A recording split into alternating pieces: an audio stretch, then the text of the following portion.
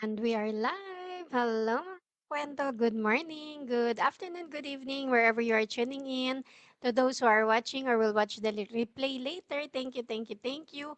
Welcome back to another episode of Kape at Kwento, Kwentong Pagbabago, where we keep it real about life, change, and growth, one coffee at a time. Ako po si Lori, a former OFW, the mother of two, the face behind Life with Lure business page, and now a proud digital business owner. So tonight, let's talk about something na all of us feel.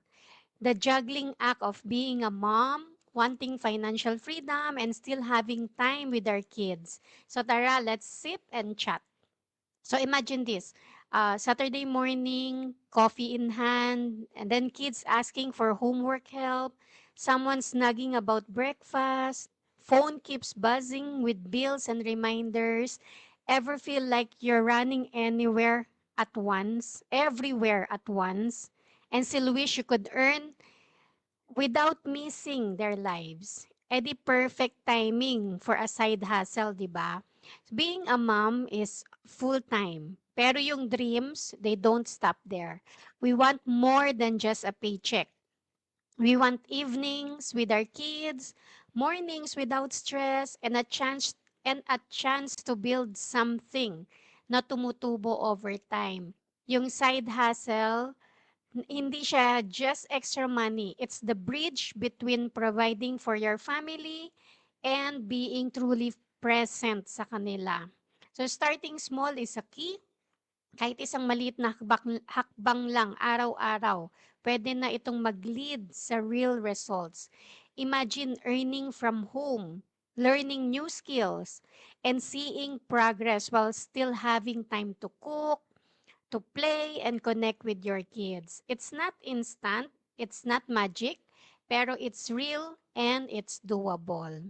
So this journey is about more than money. It's about showing our kids na moms can create opportunities for themselves, that freedom is possible, and success doesn't have to come at the expense of family time. So we can both have financial growth and meaningful moments. That's why I built this online business to help moms like us take that first step.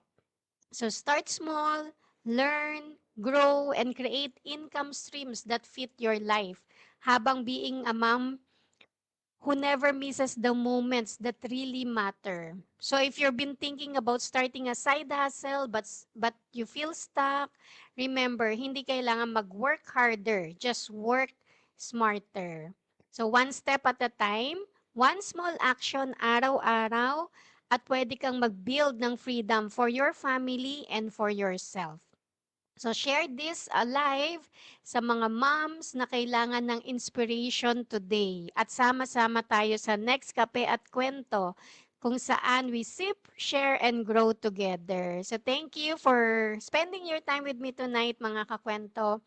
Let's continue to open our hearts to new possibilities, open our minds to new ways of earning, and open our lives to true freedom. So see you again on my next episode of Kape at Kwento, Kwentong Pagbabago.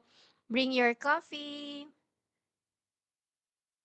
Bring your dreams and let's talk change. Let's continue to earn smart and live free and grow into the person God created us to be. If you want to learn more about the business, you can direct message me or sign up on my website at www.loriramos.com with your name and email, and I will send you the link for the free info session. So good night and God bless us all. Bye.